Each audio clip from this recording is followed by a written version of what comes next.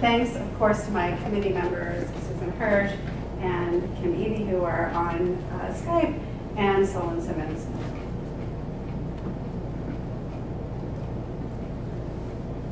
I'll begin my presentation today by setting the stage and establishing the context for my research, both by describing empathy and situating it in the CAR field, and by describing the role plays I studied and the conflict on which they were based. Next, I'll turn to an explanation of my research methods, and I'll present my findings, along with the limitations of the study. And finally, I'll consider the implications of my findings for the CAR field. I still don't like coal or what the collection of it does to our environment, but if I had the opportunity to discontinue its use tomorrow, I could not in good conscience do so without providing some alternative means of support to those who rely on the coal mining economy. If these new feelings about coal aren't a result of empathy, I struggle to imagine what else could be to blame.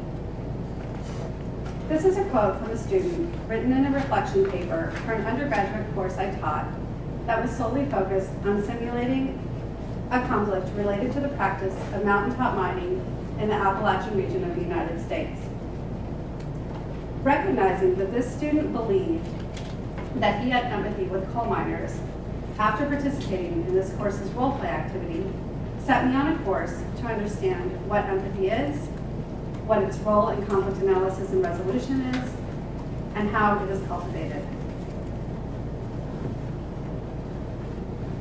I started with 4 research questions. The first 2 reflect my interest in understanding empathy and how it fits in the field broadly, and in the pedagogy of experiential learning and role play in particular.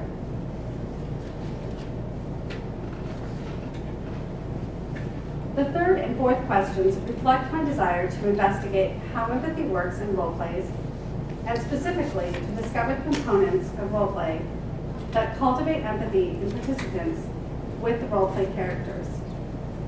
And I just want to note for a moment that there are copies of the role plays around on the tables and in the back, so if anyone wants to, and also my research questions and some other relevant information that you might want.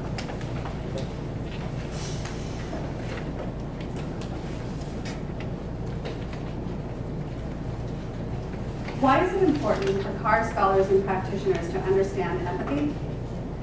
Multiple CAR scholars, including Benjamin Broom and Louis Kreisberg, reference empathy in their work. As a concept, however, it remains vague in the CAR literature, both with regard to what it is and how and when it occurs. It is an important component of such conflict resolution techniques as dialogue, problem-solving workshops, and some forms of mediation. A key element of facilitated dialogue, for example, is to understand how people with different views perceive an issue.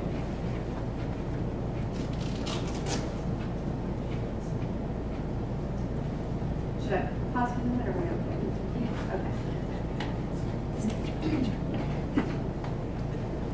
As I studied empathy, I learned that the concept has been described in detail in the field of psychology in particular, and has been explored in anthropology.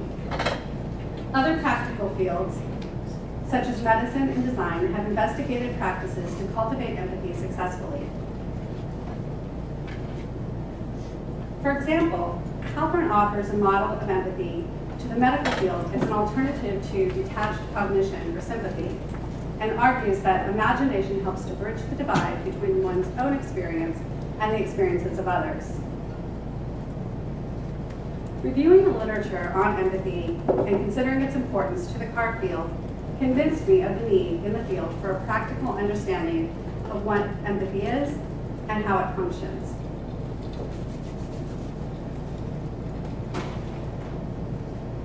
This chart displays multiple types of empathy that appear in various literatures.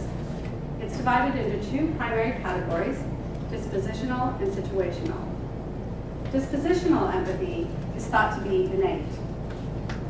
My focus is on situational empathy, or empathy that is induced in a particular situation.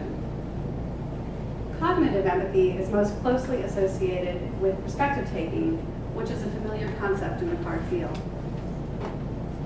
Emotional and cognitive empathy are often thought of as distinct, but some scholars, including Martin Deutsch, consider the blending of cognitive and emotional empathy to be full empathy.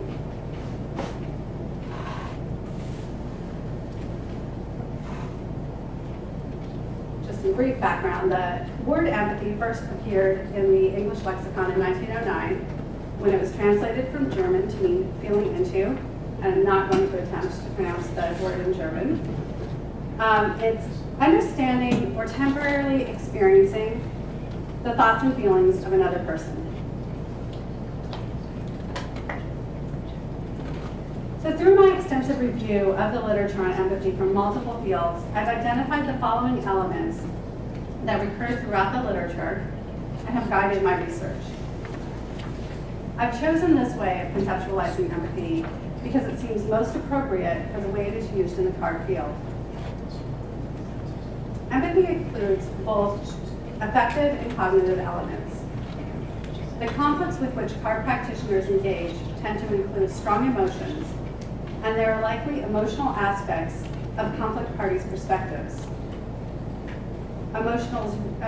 Empathy is realized through intersubjective experiences. And unlike dispositional empathy, which is thought to be largely static, engaging in situational empathy is a dynamic process marked by moments of connection and disconnection. The experience can be fleeting because accurately imagining what another person is experiencing presents a challenge.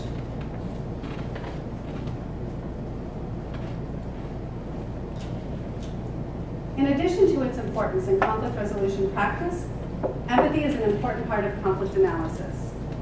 An analyst must imagine what the parties are thinking and feeling, or how they are experiencing the conflict, to be able to fully understand it.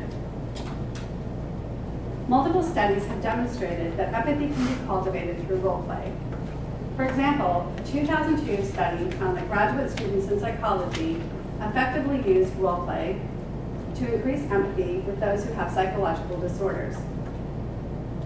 Therefore, I focused my research not on whether role plays are effective tools for cultivating empathy, but rather on understanding how the process occurs. I wanted to learn what elements of role play induce situational empathy in participants, and I discovered two important elements. First, activities designed to prepare participants for role plays that engage them in narrative exercises. And second, the act of participants performing their characters in the role play.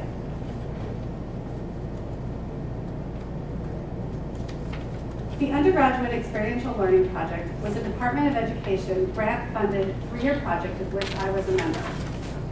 The project developed several experiential learning activities and service learning programs for undergraduate conflict resolution students, including the 2 role plays I studied.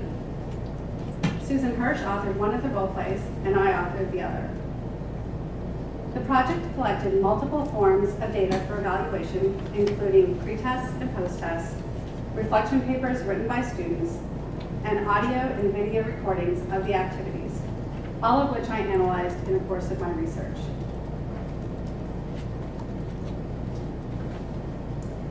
I collected multiple forms of data, either as an instructor or as a guest in another instructor's classroom. I observed all 16 sessions of the 2 role plays I studied, which ran in 2 courses over 6 semesters. I took notes while observing the sessions. Most sessions were recorded, and I watched or listened to all recordings. I interviewed 8 students who were selected for interviews because they had demonstrated or reported empathy, and I conducted semi-structured interviews with each of these students. Students submitted reflection papers or responses to exam questions about the role play for all sessions. The pre-test and post-test included questions about empathy, but they proved to be only somewhat useful, in part because empathy is difficult to measure. Other questions on the post-test, however, such as one asking students what was most compelling for them, yielded valuable results.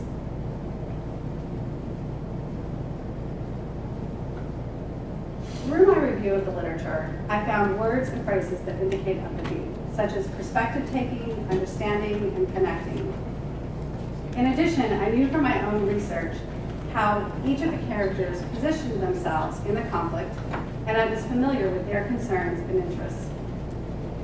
This knowledge, in addition to the literature on authentic participation, provided a model for an authentic portrayal of a character, which indicated empathy. Authentic participation is characterized as engaged and focused. In the context of the role plays, it included stating character, engaging in simulated community meetings, and expressing emotions when appropriate. I used this framework to conduct data analysis.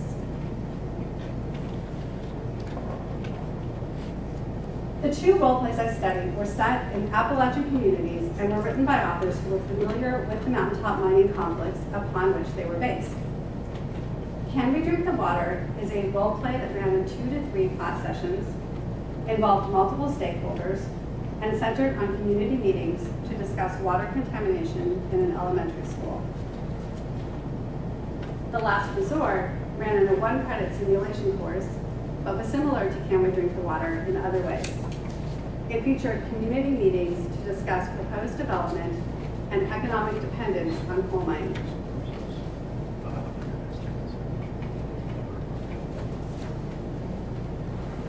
The conflict upon which the role plays were based involves multiple issues and stakeholders. For those who aren't familiar with the practice, mountaintop mining involves the removal of the top of a mountain to allow miners to access the coal seams. Many communities are divided over the issue, and although it has been rare, there have been violent encounters.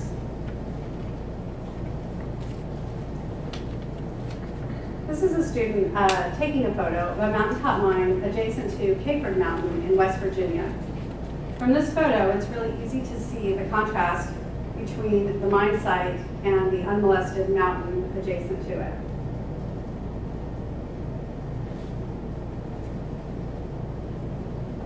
I used role play because I wanted students to experience the conflict as if they were members of the community, as they were studying community group and organizational conflict.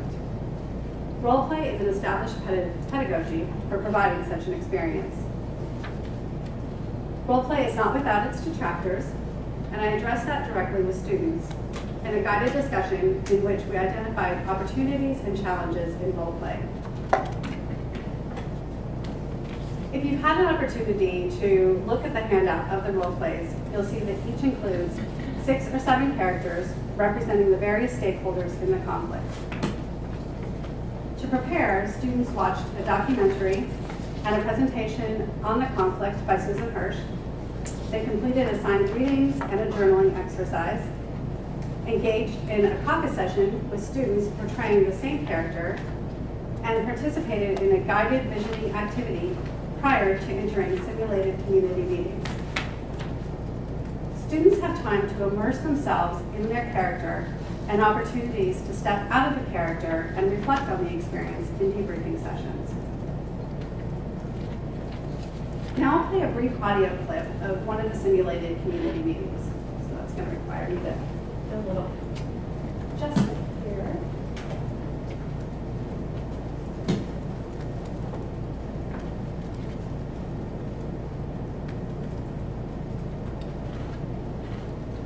Lives are getting worse, and we, the higher-ups in the coal company, seem to be benefiting. I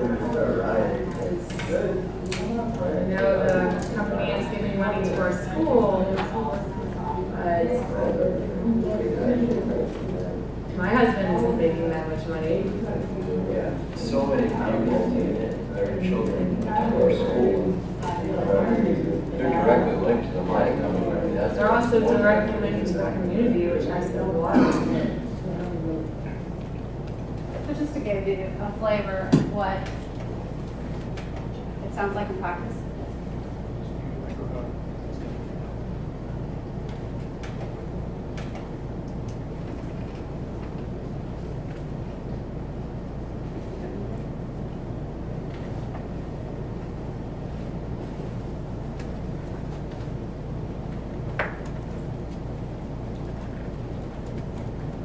assignments or exercises to prepare for the role play were considered to be narrative activities if they engage students in either creating a narrative for their character, sharing their character narrative with other participants, or learning about the conflict narratives. This included a documentary about a coal mining community, the presentation on the conflict, a journal writing exercise, reading book chapters and articles, watching video clips, and meeting with other students portraying the same character to discuss the narratives developed for the character. I focused on two activities because they surfaced in both the literature and my findings as ways of cultivating empathy. All students who were interviewed cited that the journaling exercise as a component of the role play that helped them connect with their character. Others referred to it in reflection papers and post-test when writing about their ability to empathize or connect with their character. This finding was consistent with the extensive literature on the link between narrative engagement and empathy. For example, a 2012 study found that students who constructed narrative personas design students who constructed narrative personas developed empathy with the user of a product or service. While the journaling exercise provided students the opportunity to develop their own character, the documentary offered a look into a community struggling with the conflict that they would soon simulate in the role play. As with the journaling exercise, students wrote or spoke about the documentary in relation to increased perspective-taking, empathy, or connection with their character. And this was also consistent with findings in the literature. Like written narratives, documentaries are used in the field of design to cultivate empathy in designers with those who use products and services.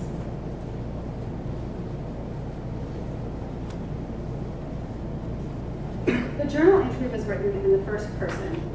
Through this exercise, students created a story for their character that included important relationships, hopes, fears, and mundane daily activities. I created an entire story for him beyond what I was given in class.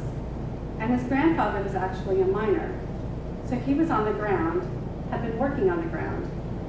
That created, I imagine, this kind of tie between the character, my character, the principal, and the miners. But at the same time, I realized that my character wanted to protect the children as well. So he would not necessarily side with the miners, but his family history makes him almost have to side with them. That's when I started to develop an empathy with him, for him, sorry. This quote demonstrates a student's recognition of the complexity of relationships and the impact she imagines it has on her character.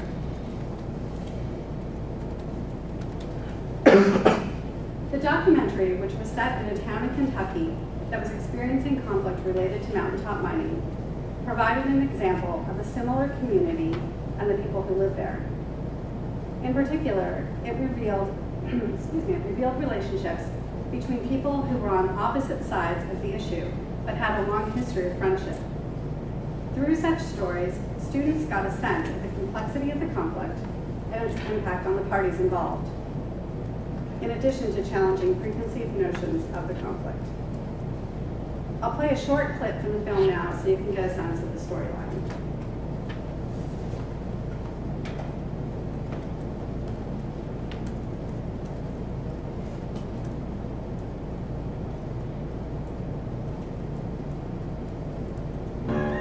I know strip mining ain't perfect, but it's a good thing. That's our heritage here. Mining is our economy. Merciful God, look at that. Why is coal the only job that we have? Mountaintop removal is a crime of geological proportions. Right now, I feel like I'm straddling the fence on the subject. The decision that Terry's trying to make right now, I made 30 years ago. We don't have a price. I don't have a price. Then I'm going to be in that strip job. Not in my lifetime, this is not going to happen.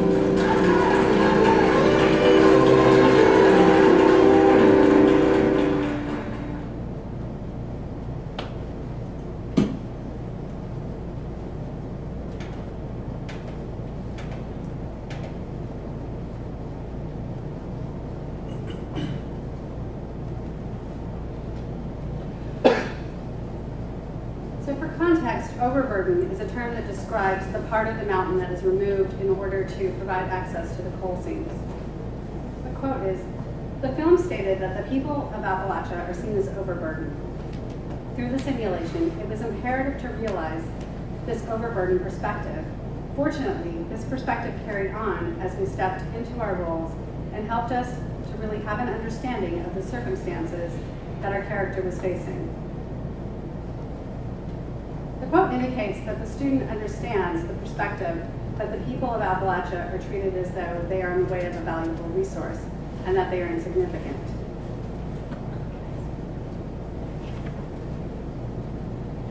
Although I did not think about it this way when I started my research, once I learned that the narrative preparatory activities and the performance elements of role play were closely linked with empathy, I began to think of narrative preparation as a function of creating characters on a page and the performance of bringing them to life on a stage of sorts. In a post-test question asking what was most compelling about the role play, nearly 1/3 of all students identified elements of performance, including connecting with their character and expressing emotion.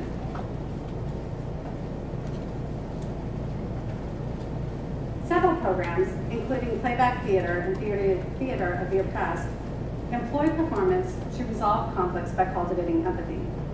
For example, playback theater enacts stories from audience members and has been used to tell the stories of Palestinians and to address bullying in schools.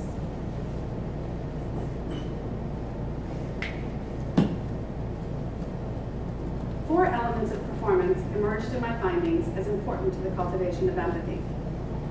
First, improvisation and the element of surprise. Students did not have scripts, so they had to be creative and imaginative, but also draw from what they knew about the conflict in the community. Elements of surprise were built into the role plays, including a press release notifying participants of an accident in an underground mine. The creative thinking required by improvisation is similar to that which is required by empathy. Suspension of self is related to a concept found in the literature, self-forgetfulness, which is the act of considering another in favor of oneself for a period of time. Depending on the characters they were portraying and the role play dynamics, students engaged both in suspension and connection with their own life experiences and perspectives of the conflict. As a parent, my immediate thought was, I empathize with this man or woman's need to put food on the table. This student shared something in common with her character that was an important part of her own identity. She drew on her own experiences to imagine how her character might feel.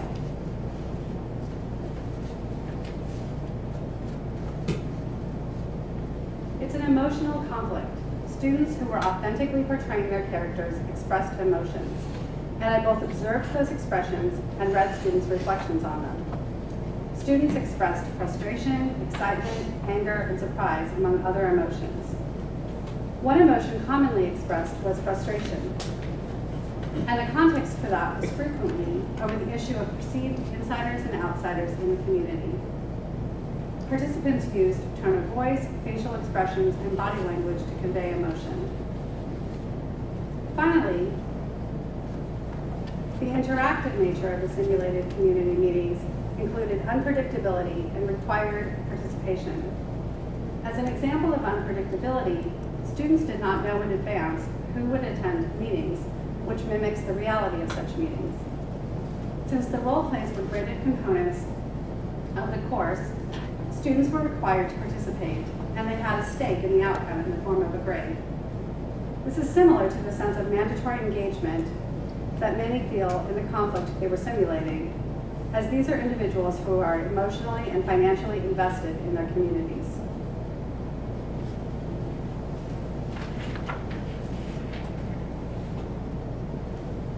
I did experience challenges in the course of my research and identified some limitations.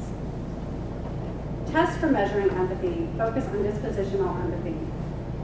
The detection of situational empathy relies on self-reports. This did not prove to be an insurmountable challenge for me, in part because question framing my research was how rather than if role-play activities cultivate empathy. Still, I had to identify the students who were empathizing, and that identification relied in large part on self-reports. Because my research project formed after evaluation tools had been developed for the role play, my ability to adjust them to meet my needs was limited. I did make some changes to the pretest and post-test, but to maintain consistency from semester to semester required leaving them largely untouched. Finally, I was unable to interview all the students I had identified as strong candidates for interviews, mostly due to difficulties with contacting them or scheduling the interviews. Additional interviews may have led to new revelations or strengthened my argument.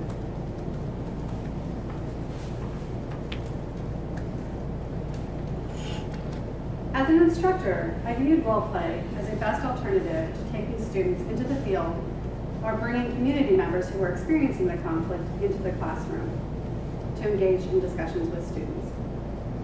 I suspect there are advantages and disadvantages to all of these approaches, and I think it would benefit the field to better understand those with relation to the cultivation of empathy. While my focus was primarily on the role-play participants empathizing with the characters they portray, more research could be conducted to better understand how that contrasts, if at all, from participants empathizing with other characters. Finally, in thinking beyond the experience of empathizing to the ways in which empathy is deployed, it would be useful to explore how it affects or is shaped by existing conflict narratives.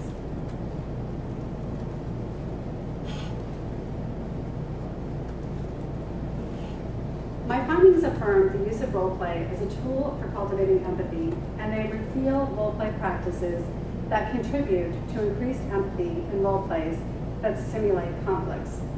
In particular, they indicate that role-plays that include focused preparation for students in the form of narrative activities and attention to the performance elements of role-play are more likely to induce empathy. As a result of my research, I hope that discussions about empathy among scholars in the field increase and delve into its complexity. In particular, I would like to see CAR scholars counter some of the simplistic and potentially damaging notions of empathy that have infiltrated many aspects of mainstream society. Finally, engagement with empathy in the field exists far beyond the work with undergraduate students, and I trust that the results of my research will contribute to an ongoing discussion in which empathy's place in conflict analysis and resolution is critically analyzed and continually developed.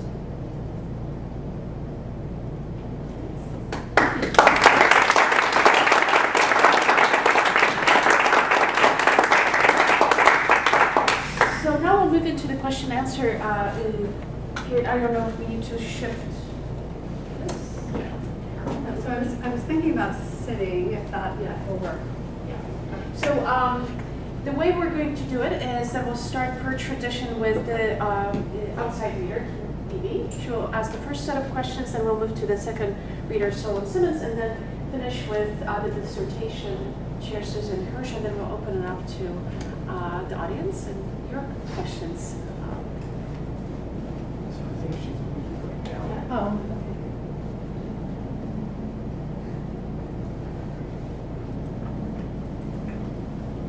All right, go ahead, Kim. I think we can hear you. Okay, perfect. Is it working, Jess? We just need to boost the volume a little bit. Okay. Get my volume up, Mike. 20%. I know you're.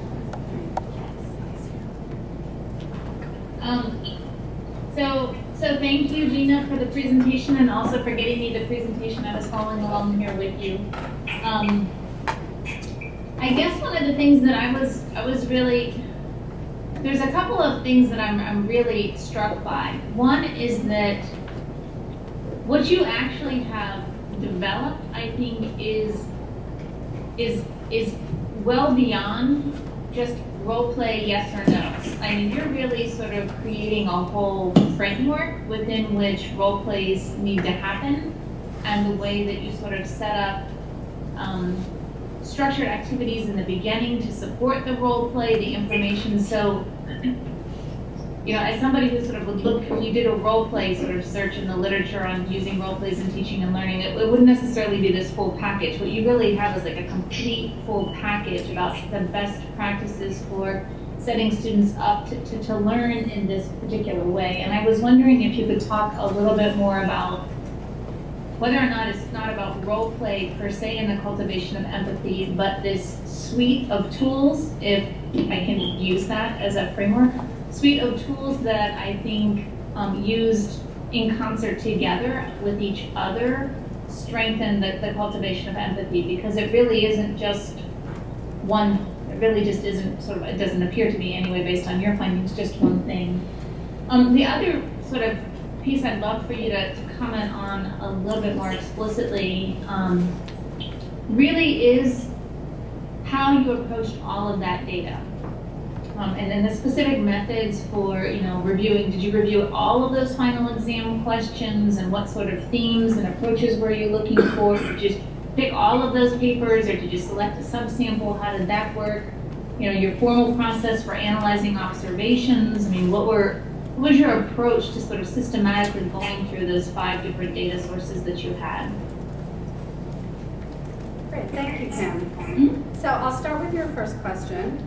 And yes, as you know, and so for those of you who haven't read my dissertation, which is most people here, in the dissertation I've developed a set of role play best practices, and that is, you know, really along the way as I started with this question about empathy, but then was, you know, engaged the entire time with developing role plays and continuing to improve on them, engaging in reflective conversations with other instructors about how the first iterations of the role play went and what could be improved.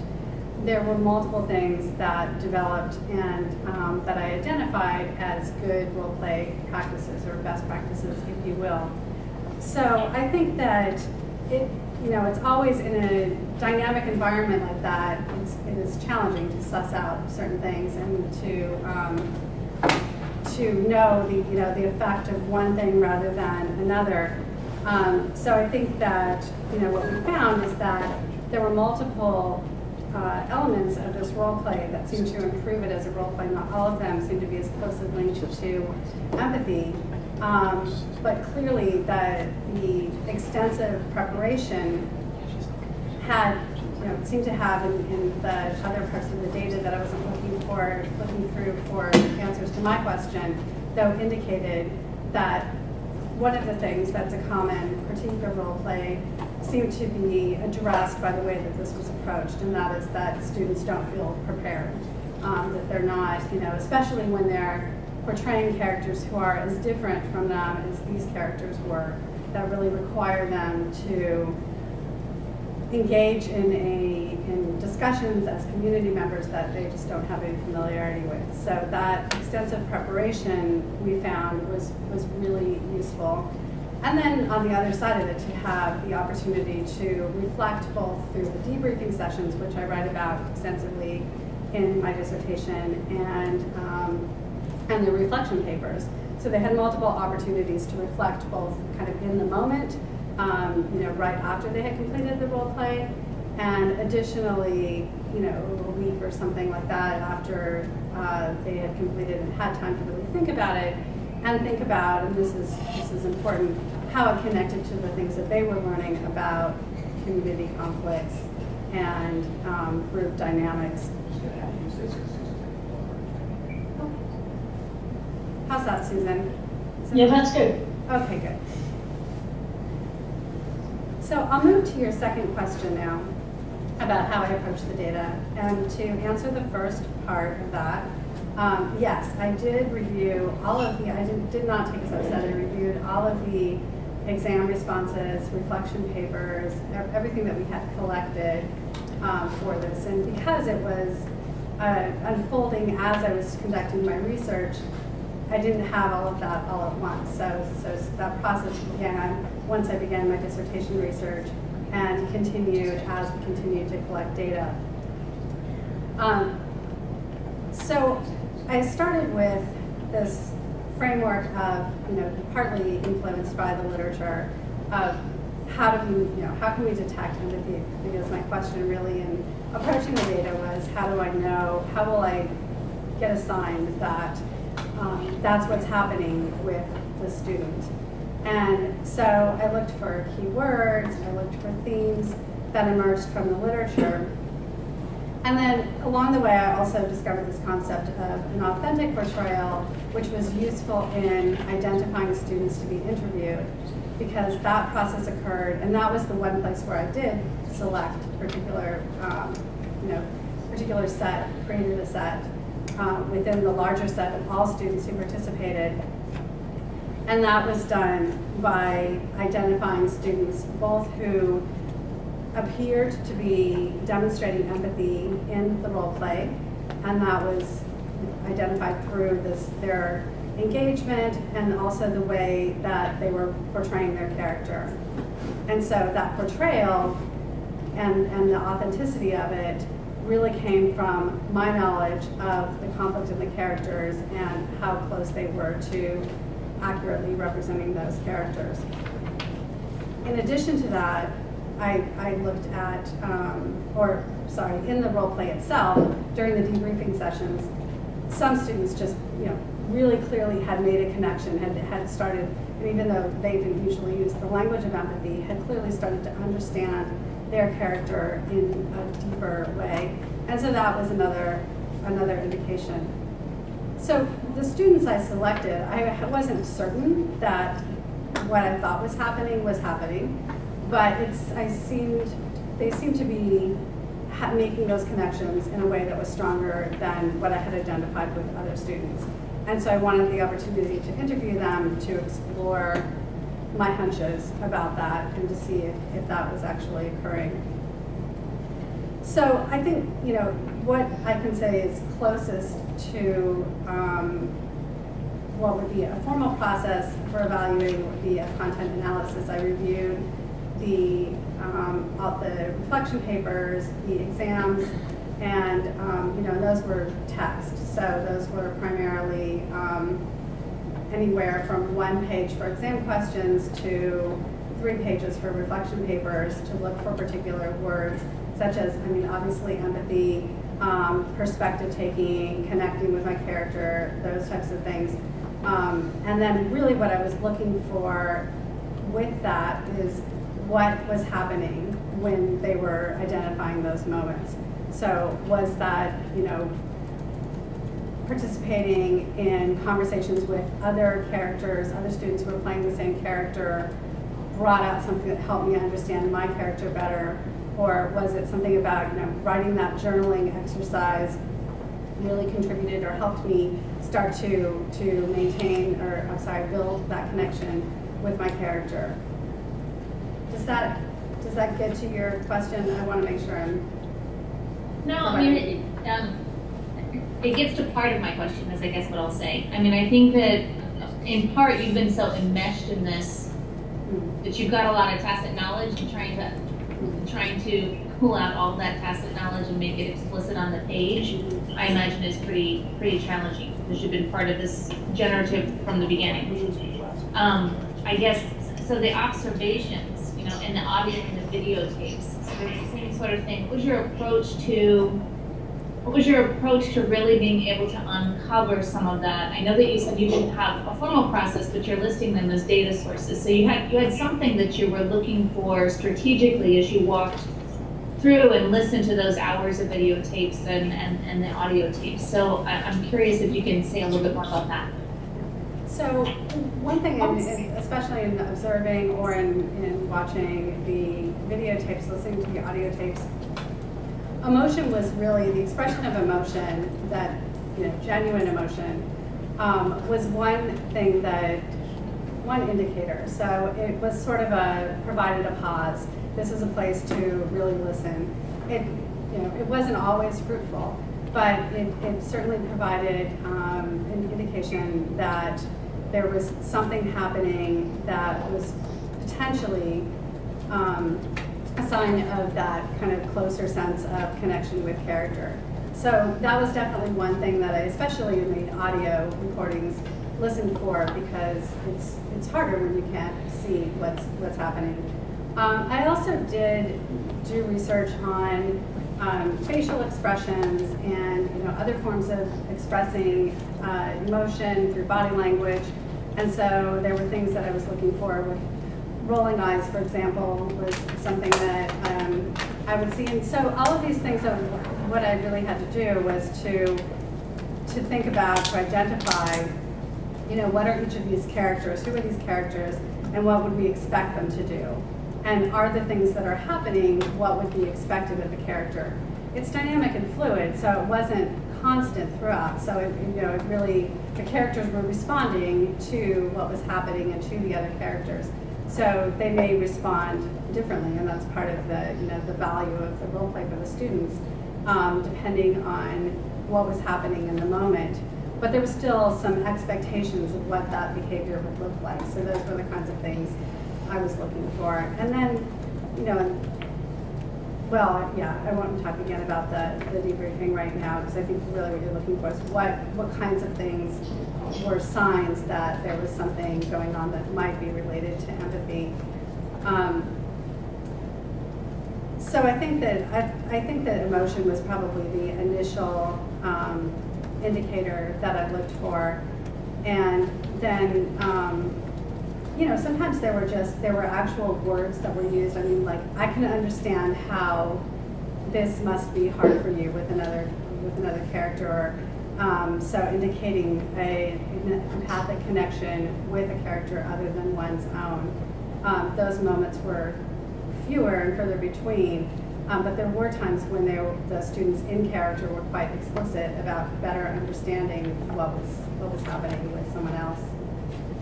And do you have a sense, one of the issues that you raised in your discussion, which I thought was interesting, was that for some students, performance challenges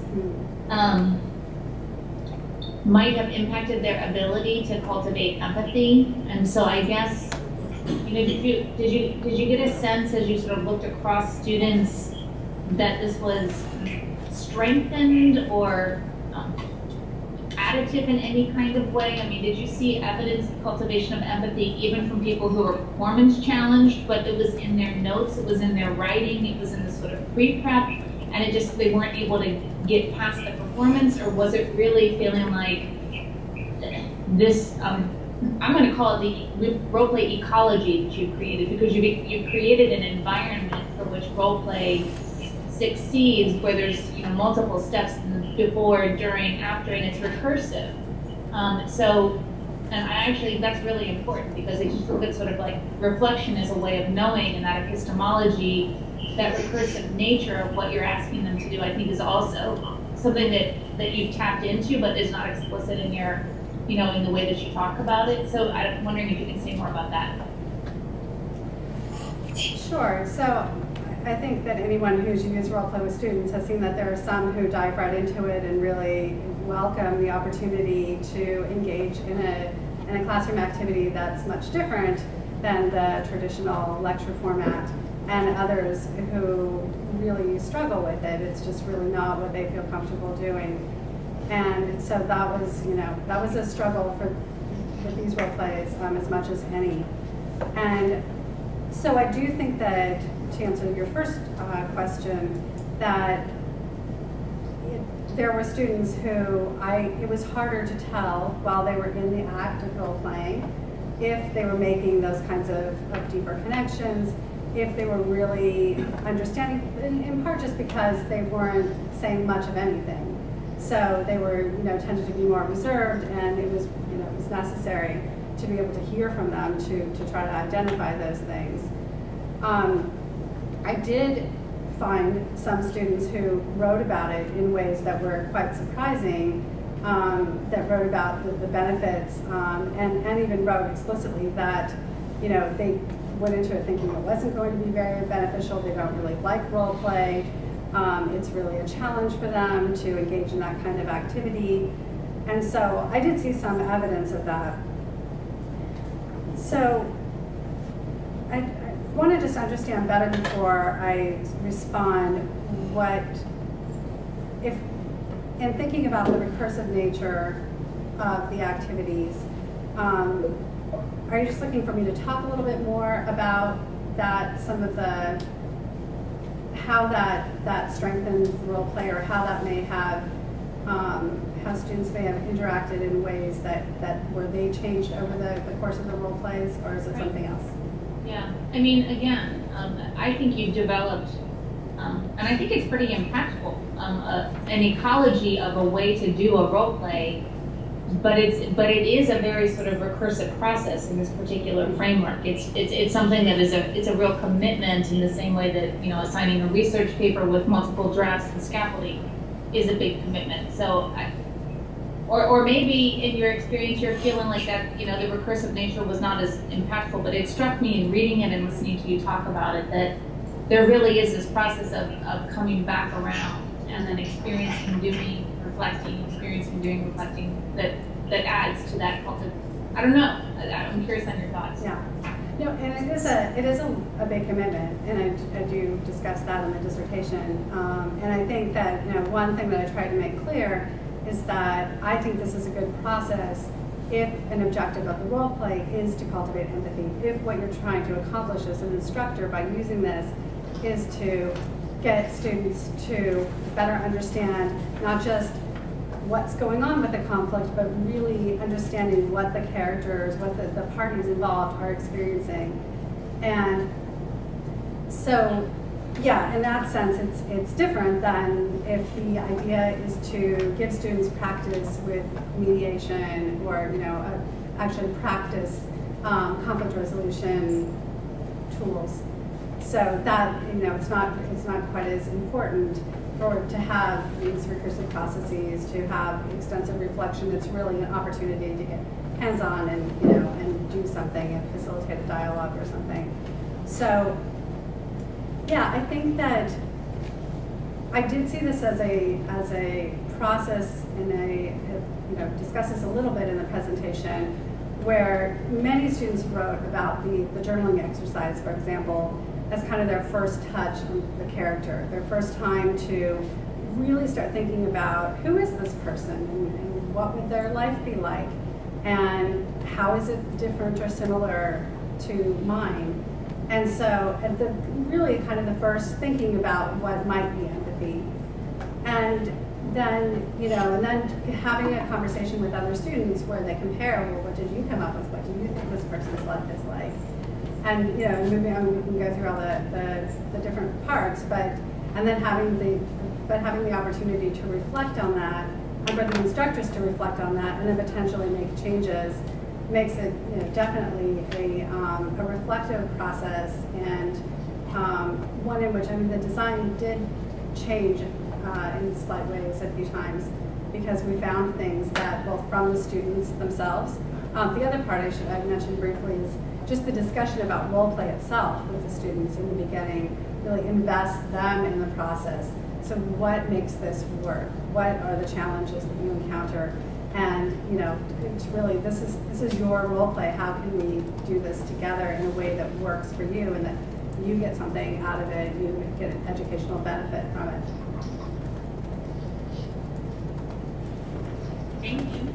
You're welcome. Thank you. Would you like to ask more another question, Kim, or should I move on to Solon? I think I've taken up plenty of space for now. Okay. All right. So let me pass it on to you. Can I be heard if I just speak, or? Oh, I can hear you. Yeah, I've got. I'm sure we can hear you, and Susan will let me know if she Okay. can't. All right. All right. Great. Well, I just wanted to say that it was this dissertation was a delight to read. It was very well written. And was situated in a literature in a way that was very satisfying, because I think we often talk about issues like this in the field, but the way in which you focused, laser focused on the specific conceptual challenge of understanding empathy was very satisfying, and I thought you did a good job. At one point, I like a line where you say that if we're going to use these concepts in the field, we ought to rigorously understand them and define them well, and I think you do a good job in that. In that sense, it's a very useful dissertation just in that respect. I think I'm going to touch on a couple of questions related to where Kim was heading, and maybe we'll get at some of the similar challenges of working, of doing this kind of work, which I think does in the end, I mean, the value of this dissertation, where it probably will outlive its current purpose, which is to get you to your next stage, is in the way in which it can be used, especially in the conclusions where you suggest, I think it's on page 140, the specific suggestions you would have in generating any role play. That is, that there are things that you learned in going through this exercise, which even if you didn't use these two exercises you used, if you created your own, you'd be better off than you otherwise would. And there's a good reason, I think, to think about how it is we use these kinds of role plays in especially our undergraduate classrooms and so on. So that's something I wanted to say in the beginning, because it's very helpful, and I think would help me. I've done some of this work myself, and I think it would help me to think about those kind of things that I wanted to make sure to bring into my own pedagogy. So, but in order to be fully convinced, I wanted to ask a couple questions. And the first, how do I do it? I've got 5 questions. I'll just try to get into these in the right order. So the first is about the concept itself. So I loved what you did theoretically. I liked the lit review. I liked that it's old and it's current.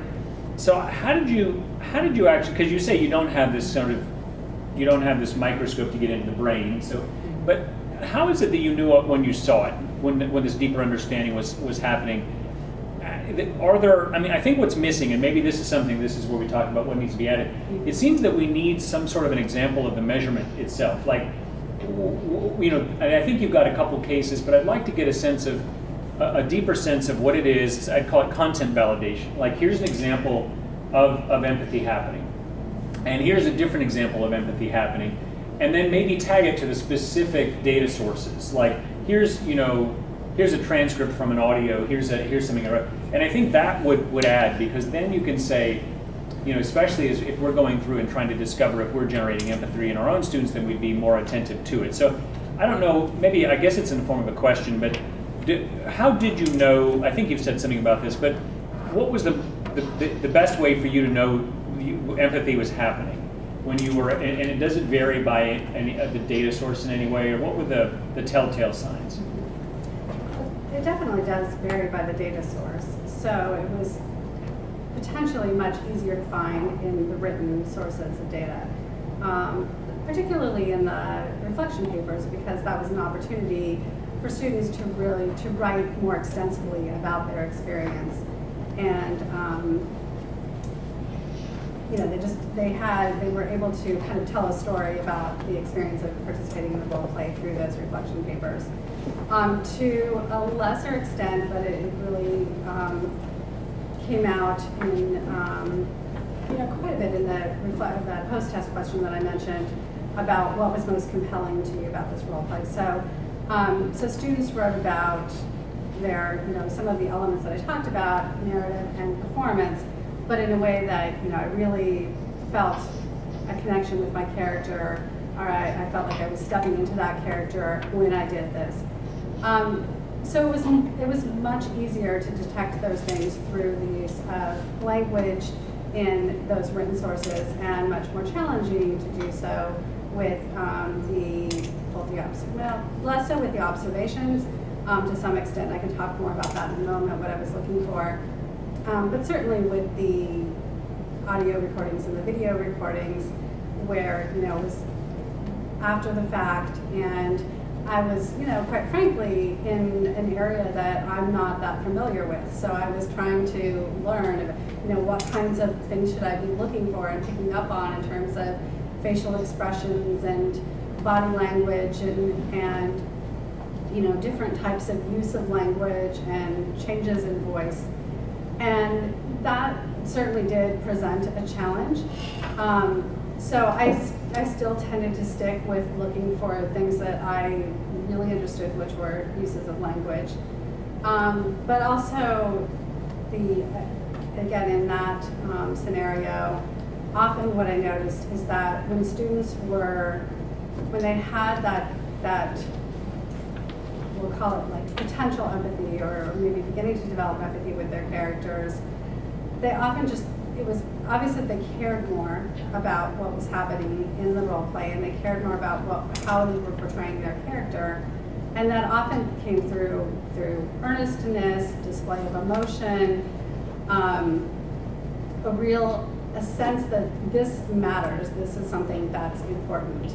And it was really helpful that we had that it had both the actual role play itself, the simulated meetings, followed by the debriefings, because frequently students would refer to those moments in the debriefing, and so I could connect that, oh yeah, that was something I noticed, and I would say, well, I got really upset when someone questioned me about why I'm supporting this, and it was often, and I talk a little bit in the dissertation about those shifts, a student who was kind of half-heartedly playing the role maybe in the beginning, and then something happened, and they really stepped into that character more fully, and it was, when I was in the classroom and that happened, or even when I was watching the video recordings, if I watched that and then the debriefing, those moments were often picked up in the debriefings as well as confirmation. Okay, great. That's helpful. So in a sense, you really developed a sense of when empathy was happening, and this evolved as you went through the process. Sounds like. So in terms of the design question, I would say this, and this is maybe getting to where Kim was going too. How would you know if things didn't work? So that is, are there? Let me back up. So the theory that you have in place seems to be that it contributes also to narrative theory, because and you write about this, and you cite Sarah Cobb's work as well, that certain kinds of narrative activities have a tendency to lead to empathy cultivation. Is that a fair representation of the theory that's implicit here? That these kinds of narrative activities that you engage in as a design of the role play lead to that empathy cultivation? Yeah, I think that's fair. I mean, I think I have most carefully studied the kind of the stepping in the journaling exercise. So the writing of a character story or a biography of a person, and the literature around that as used to cultivate empathy. Okay, good. So and I think that's something to keep in mind. What's really interesting about this is how it digs into the role of narrative and the role of place. But for example, here's something like this. So if I were to try to design one of these, like create characters capable of constructive engagement, this is on page 186. So you say that would be a good practice. So what happens if, and you suggest also that maybe there are the danger of stereotyping, and maybe you don't want characters who are stereotypical, and that actually might lead to negative outcomes. But how would you know? So for example, did you have any cases where people were engaging in stereotypical behavior, or you had really stock characters, and they didn't cultivate empathy, whereas in those where you allowed for this more constructive character and there was more likely, was there any opportunity for that kind of differential observation? So there were experiences, there were times when students engaged in what would be considered stereotypical behavior, or kind of, portraying their character as a caricature. And so one example I'll give you is there was one group, and I think kind of guided by one student, but then the rest of the group went along with it, where they all decided to use accents that they imagined would be accents used by people in this community. And it happened in that class, there was someone who was from the region and heard the other students using the accents and talked to me after class about what had happened. And actually, I think even before class ended, because we had about 2 minutes and I had to quickly decide, should I address this now? How should we handle this? And we ended up addressing it in the next class session. And it's interesting because in their minds, that was really, they were trying to understand their characters, and they weren't doing it in talking to them because they were trying to offend anyone, or because they thought it was funny, and they were just trying to, they really thought this will help us to get into our characters, to understand that. So it's, and of course, there was nothing in the description that said how the characters speak. There was nothing that led them in that direction. So really what that taught me is that, yes, it's important to have a description of a character, and what I meant by the capability of engaging constructively is that they have these relationships with multiple sides of the conflict, so that no one was, it wasn't possible to say, well, this person clearly is only opposed to mountaintop mining because their only interest is in keeping the mines open. Most people had family members and connections in other places. So even developing that, though, it doesn't prevent, so a student or a group of students from engaging in a way that's potentially damaging, that's reinforcing stereotypes. I think the best way to address that is just to, in the role play design, to really think about where is the possibility for this to occur given this conflict. What kinds of things might students do, even well-intentioned, that could reinforce stereotypes, and how can we engage in discussion about that ahead of time to try to head that off. Great, okay. This is more of a comment than a question, but I noticed reading, and I see even in your presentation, that your project begs for multimedia forms of representation. I really want to, and I think this is something we should think about is, and if we continue to move this line of research forward, is we need examples, I think even iMovie video examples of empathy happening and empathy not happening. And here's a technique where we're using this narrative technique or this narrative activity which helps prepare, even as a training manual, and you see what the outcome is. And I can imagine very simple, I mean, this is beyond the scope of the dissertation, I think, but it is an interesting thing to think about, because what I think you're trying to convey, as Kim suggested, is this, as she said, an ecology of role-playing, which I think could really help us to do our instruction in a better way. And yet reading about it wasn't enough, I felt. I mean, I felt like, in a way, it was difficult to get what you were saying, in part because you didn't say, because you didn't have like this long textual examination of like a content validation exercise where you say, drill down, and so that by the end of it, I knew exactly what you meant by empathy and when it was happening. So I think that probably, and even as you did your presentation, it's much quicker to get there with images and with other sorts of narrative techniques, frankly, right? So so I think that's important to think about as we move this forward, so that it's useful pedagogically. And then finally, the last question, and I think it's related to this question of the stereotyping. So I'm wondering if the people who used accents were less likely to actually cultivate empathy with their characters. I mean, so that's a claim you could make. Or if that they led to damaging interpretations that you thought weren't helpful to learning more generally. And so this is the question then is, so the so what question, which I think it's always helpful to ask, does this empathetic connection lead to better learning outcomes? For example, do we know that students who empathize and connect with a character come up with better integrative solutions and become better conflict resolvers? Or would it be better, or is it possible that people who have a rational, disconnected analysis, a realist, if you will, looking at a situation, comes up with a better integrative solution? Is there any? Does your study help us to understand that question of the so what of does empathy really matter in the end toward what we're trying to do? So I think first on the question of better learning outcomes, which I see this as kind of two separate potential outcomes. So one is really, learning the material, learning about the conflict. But then there's the question, and this is something that I do feel strongly about, is does it prepare students better to analyze and resolve conflicts, to engage in the field?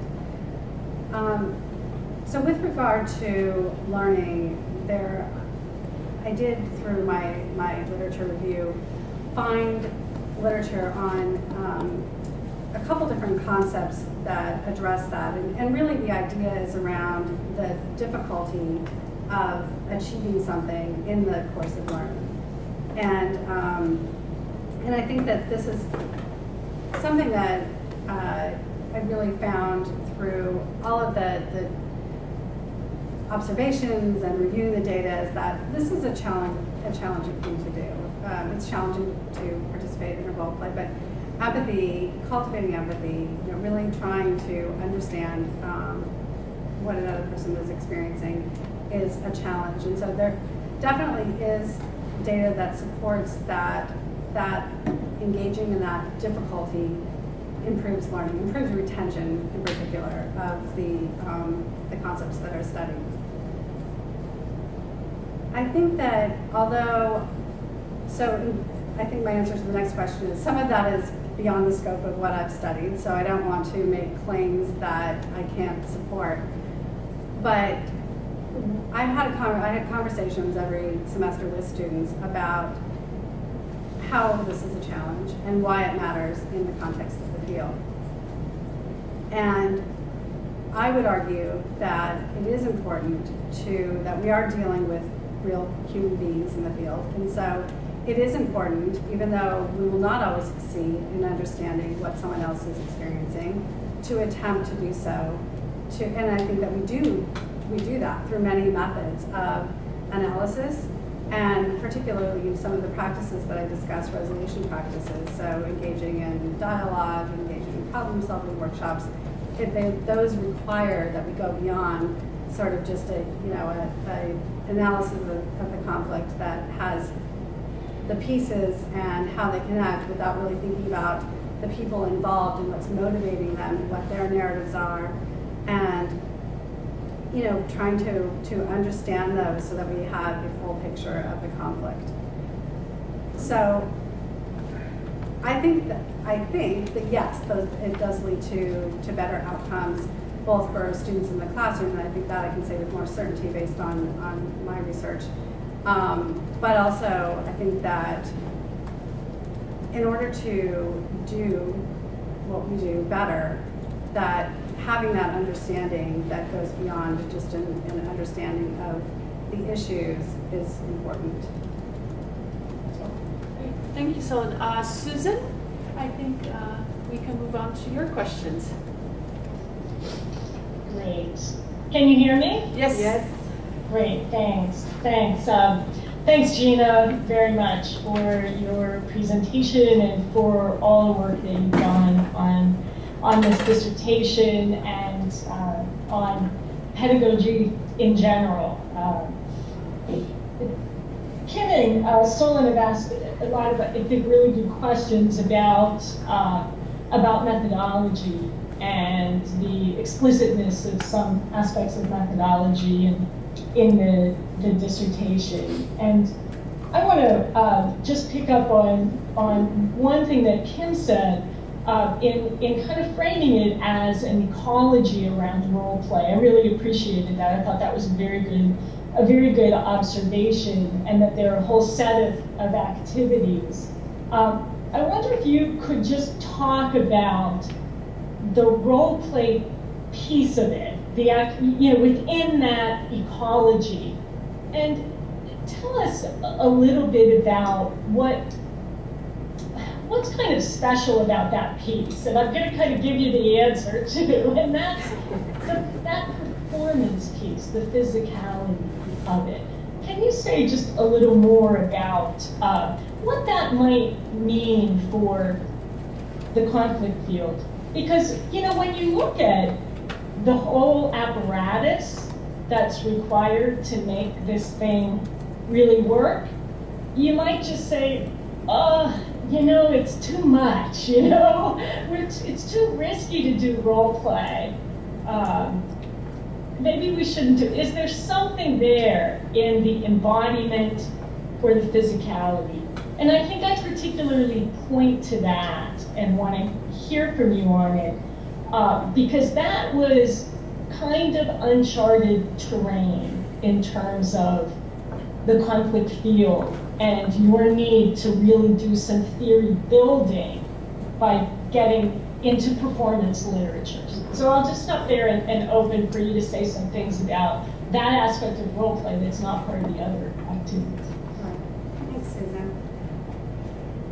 So what came to mind as you were asking that question is something that one student wrote, and I think it was in a response to a post-test question, and that was about the difference it made when he was sitting in a meeting with these other students who were representing these parties in the conflict, and he had to basically look at the person that he was saying, I think we might need to look at closing this line down. There's, do I need to be louder? Okay. Because, there are all kinds of indications that it's not safe and that there are problems and the water is contaminated. But what really struck me was that sense of being not just writing about this, not even discussing with classmates as students, but feeling like I have to sit across the table from this person and face them and discuss this with them.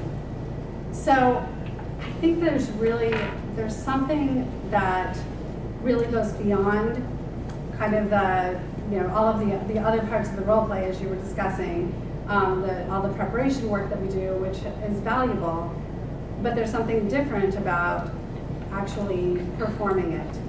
And, this is something, Susan, that we discussed along the way many times, and there were different ways, frankly, different instructors approached it somewhat differently. And so it was interesting to see how some would pass out buttons and really encourage, and one thing that I was looking at was to what extent were students actually embodying these roles? Were they portraying? Were they performing them? Were they actually becoming, to the extent that one can, the people that they were portraying?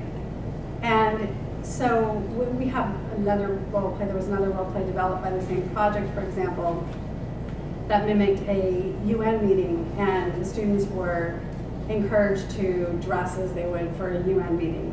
So there's that kind of thing that one can do to really give students that stronger sense of you are not anymore student, you are for this period of time in this place, in this constructed space, this other person.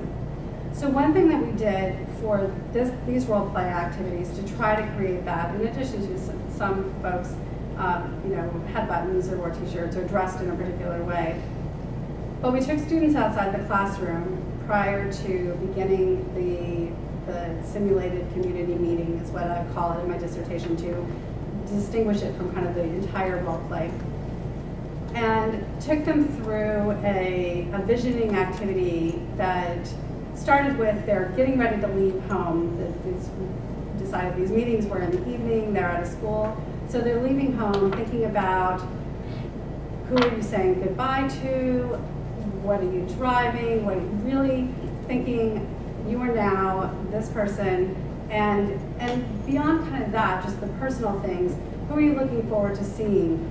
Who do you think is your ally? Who will be with you in this meeting? Who might be there who's going to oppose you? How are you going to handle that? So starting internally, but then thinking relationally about what that experience is going to be.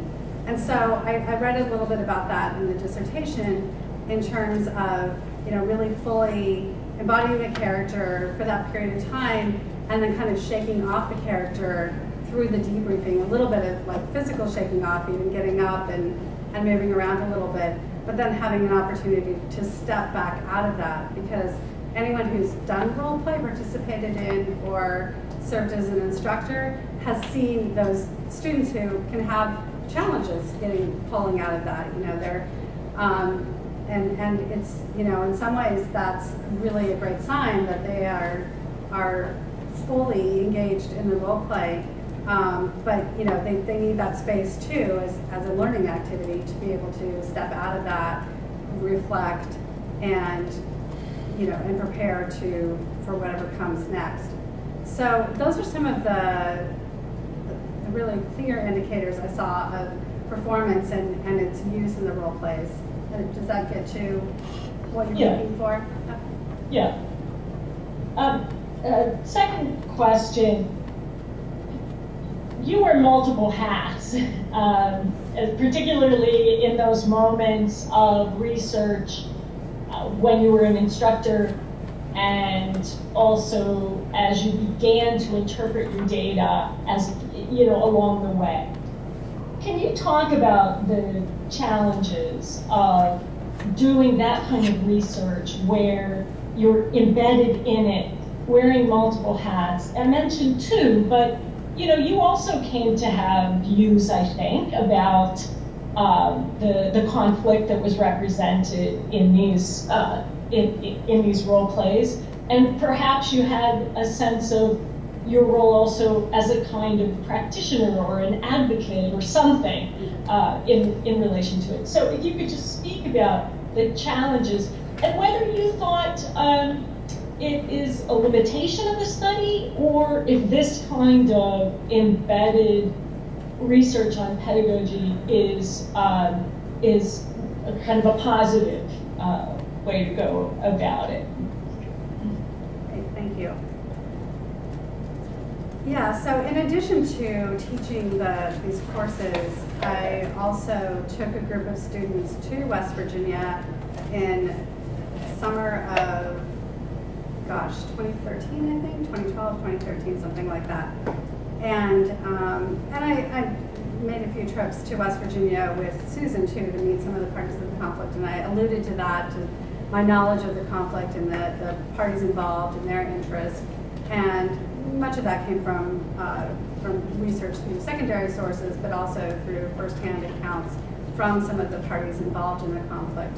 So as Susan said, I was both through my role as an instructor, through my role as a member of the Undergraduate Experiential Learning Project, and through some of my practice work was very much embedded in this research.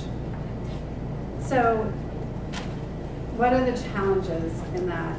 I think one of the clearest challenges is that it's more difficult to maintain to the extent possible some sort of an outsider view. It's just I was part of what was going on. I think what was helpful in addressing some of the difficulties that came with that, or just really to try to counter that a little bit, to try to not necessarily step outside of it, which I don't think is possible, but to hear different perspectives, was some of the, really kind of engaging with the other members of the Experiential Learning Project to some extent, because there was a lot of reflecting on what was happening from other instructors. So I think having that, having those discussions with other instructors who were using the role play, and I will say that not all instructors who used the role play were, thought it was the best thing. Some wanted to make changes to it. So there were discussions with those who were skeptics, who were critics, that I think helped me to see, here's how someone who's not embedded in all of this is seeing it. Here are some of the challenges that they're having with using it in their classrooms, and help to address some of that. With regard to my position, I guess, on the conflict, yeah, as I learned more about it, as I visited the area, as I met people and had conversations with them, I not only learned more about it, but I did have, develop a stronger view about what's going on here, where, where do I fit in all of this, how am I situated? And I think that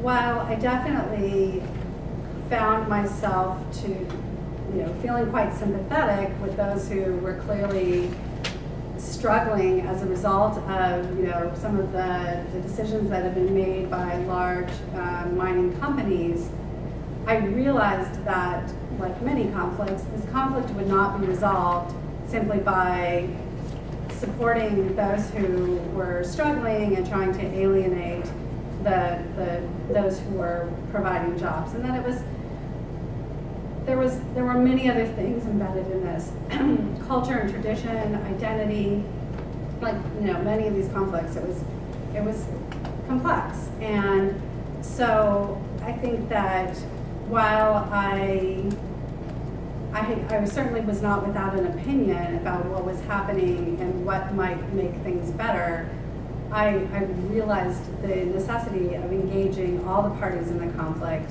and the necessity of the students, that they were going to really understand it, that they needed to really understand the nuances within the conflict, and that it wasn't as simple as, the mining executives are greedy and don't care about anyone, and those who are working in the mines are suffering and, and are victims. So I hope that the way the role play was written described the conflict in a way that highlighted some of that complexity, and I say in my dissertation many times, created these multi-dimensional characters that go beyond what we often hear when we do hear anything about this conflict in the news, which is a bit more simple. Mm-hmm. Yeah, thanks.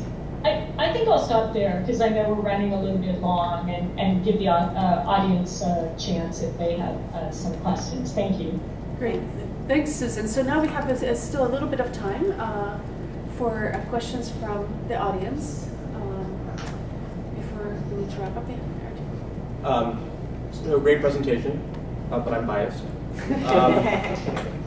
So one thought I had, this was part of the UELP, the Undergraduate Experiential Learning Project, which was a multifaceted project, part of which involved service learning.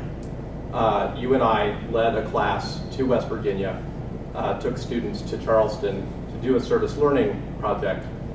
That was a very reflective project, very oriented around reflective practice, but really not narrative in nature. So I wonder if you had any thoughts about using preparation more like this, empathy cultivation, as preparation for going into a community to do service learning.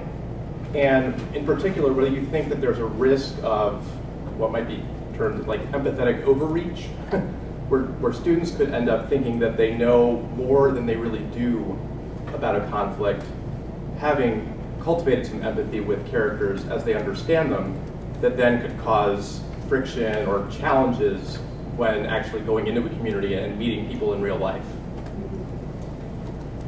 Thank you. So first, I guess I would say that while we were in the field, that's true that it was much more reflective than narrative. I think that there was extensive preparation though, about 2 weeks of preparation, and certainly there was narrative engagement that was part of that preparation. Watching video clips, and took the students part of that time, and we were in a job corps center in Charleston, so we watched some videos of students sitting at the Job Corps Center and reading about the conflict and that sort of thing. But yeah, I think that to answer the question, is that kind of preparation useful for students who are going into the field? Yeah, absolutely, I think so, and I think it has been used with other service learning programs. The question about empathetic overreach, yeah, I think that's always a concern, and I think the way that I have addressed that in my conceptualization is this idea of empathy being dynamic and sometimes fleeting, that it's, I think the way that I express it somewhere in my dissertation, that it's a really bold thing to imagine that we know the experience of another person. So it's not something that should be taken lightly, and I think that's one of my concerns that I allude to at the end of my dissertation, that there's a lot kind of in pop culture right now about empathy, and this is of course, writing a dissertation now, I'm hearing empathy everywhere, but I do feel like there are a lot of ideas for how empathy can be used to do all sorts of things, and I'm not sure all of them have value, or that there aren't potential damaging elements to those. And so I think that's part of what you're getting at, is that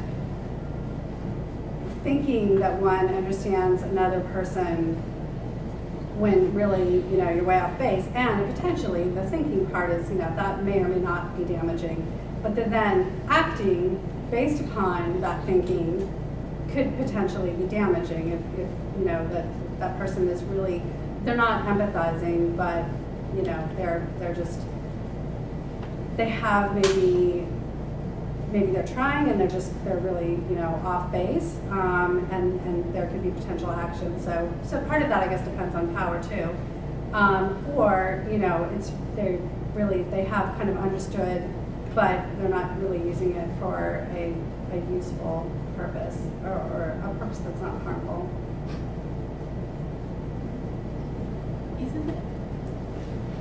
Well, first of all, thank you so much for this awesome presentation. I personally think that empathy deserves a lot more attention in our field than it gets. I have two questions for you. The first one picks up on Susan's prompt about performance being one of the two sort of key elements that you discovered as having a significant effect in this. relative to, or rather alongside narrative preparatory activities. And so I have a twin brother who's in the theater. He's a playwright, he's a theater director, and one of his areas of expertise happens to be Augusta Boal and theater of the oppressed, which you mentioned in passing. And so he and I engage in a lot of conversation about the value of this type of stuff in conflict resolution. And so I think it's interesting, it could be instructive to compare professional actors when they take on a role. They come with a certain expertise in perspective taking that involves everything from working with text, embodiment, that really gets them deep into character. But even in addition to all that, they always do their homework. A lot of them interview people who have lives similar to the characters they're portraying or whatever. I just, on the way over here, was listening to an interview with the actor Jesse Eisenberg on NPR and thinking about this. So, there's the famous question, what's my motivation? That, people who pose to a director in a scene. I guess I see some of the narrative preparation you doing in that light, sort of giving these non-professional folks, as you will, a background for cultivating and embodying the character, because Susan mentioned the power of the embodiment. But I wonder if you had not done all of that narrative prep work to get them sort of into character and tell them what's their motivation, would the performative aspects have had the effect by themselves that they did in combination? And if there's any way to discern that from your research, or if that's going to be something that needs to be decoupled later? So that's my first question. And then the second one is just a little more brief, but I thought the conceptual differentiation between dispositional and situational empathy was really interesting, especially when I was an undergrad in psychology. We talked a lot about traits versus states. And so I just wonder if there's any way to know whether or not this kind of activity could have any lasting effect on a person's sort of, I don't want to say reservoir or trait qualities of empathy, or maybe just their ability to, or willingness to try to become empathetic in situations as they vary, or if you have any thoughts about that. I don't know if that's really discernible from your data, but if you have any thoughts about that. So I'm actually going to answer your last question first, because I've got it in my mind right now, so I want to make sure I get to it before I forget. So, although my question was not about, and the objective of the activity was not to increase dispositional empathy, I mentioned with the questions in the pretest and post-test, and there were some questions in the initial pretest and post-test that addressed dispositional empathy. And so I did look at those, despite the fact that it didn't help me to answer my question, but wanted to see, so did this have any effect? And actually, in most class sessions, there was a slight increase based on the test, which was the standard empathy test, standard test of dispositional empathy. So asking such questions as, if you're trying to, how easy do you find it to understand what another person is feeling? And that sort of thing. I think there were about 15 questions. So I don't feel like, based on that amount of information, and because I didn't pursue that further because it didn't fit with my research question, that I can say with any certainty that these types of activities do increase dispositional empathy, or that, that wasn't reflecting kind of a situational empathy, but that was a place where students could reflect that, and that was the way it was translated. It's just impossible for me to know that without further research. But I was surprised by that, and I think that it would be interesting to know more about whether that really has changed, if there's kind of, part of that is the way that gets conceptualized. So, do we really think that students' ability to empathize broadly increases as a result of participating in an activity like this?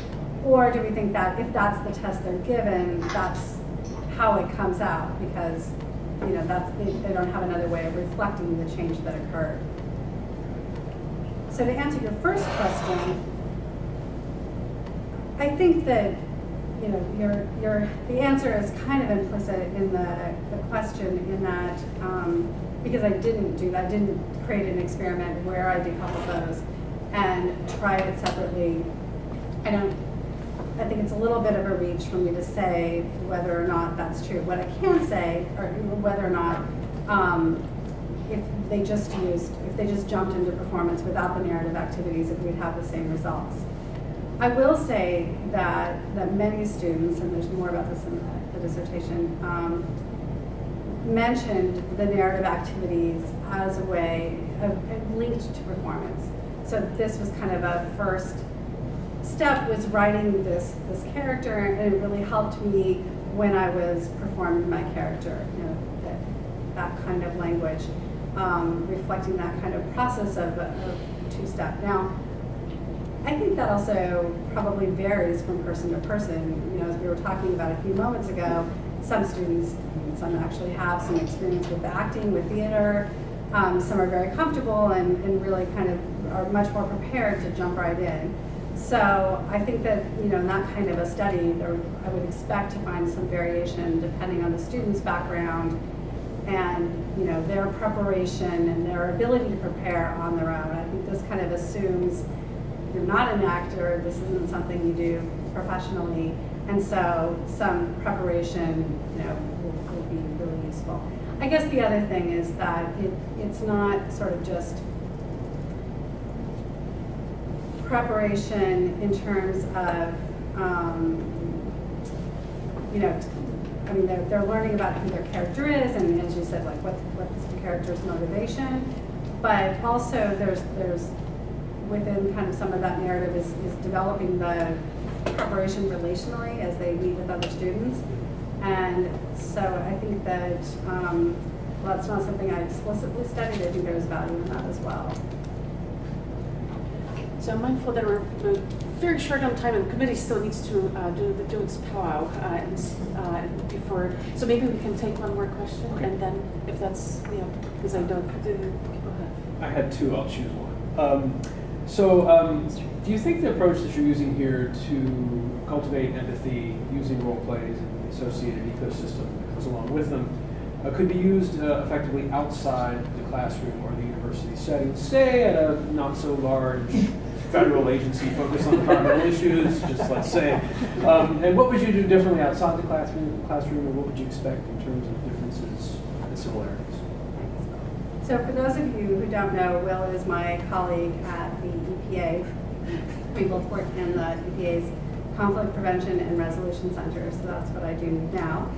And one of the things I've been doing since I arrived there in late January is working with another colleague on conflict resolution training for EPA employees. So we get requests on a regular basis to come into EPA offices, and the conversation recently has been, a lot of the training has been negotiation training, and so partly what we've been discussing is what are the other possibilities, and also everyone says, and SPAR folks will not find this surprising because I think we hear it from students too, but EPA employees also say we want to have more practice.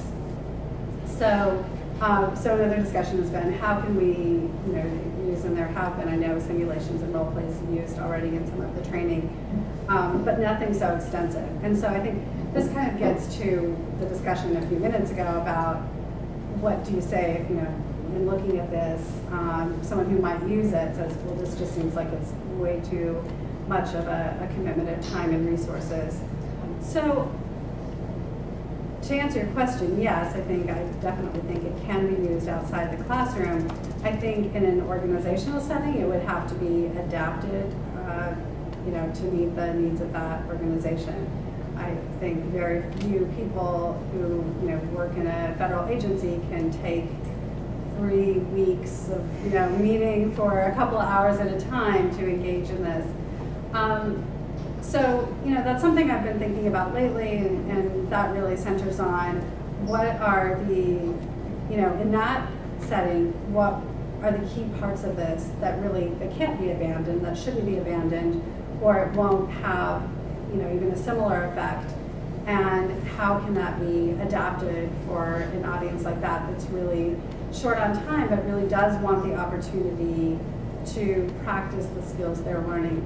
I think the other thing with this is, we've talked about how the idea here was to create an experience where those who were participating in the role play felt as if they were part of this community. And so I think that what a group is looking for is really to feel like they're getting practice doing something, it would need to be adapted a little bit in that way too, so that I think it's harder to make the argument that you're actually learning something by experiencing this as a member of the community. I think it'd have to be a little bit more explicit and probably changed so that they're getting a chance to to facilitate or do something that feels like they're learning a skill. Thank you very much. Thank you so much, Gina. This was really I wish we had more time for Q&A because I think there's so many more questions out there. I wanted to thank everybody for coming. Now, the next phase is the committee needs to discuss because of the technical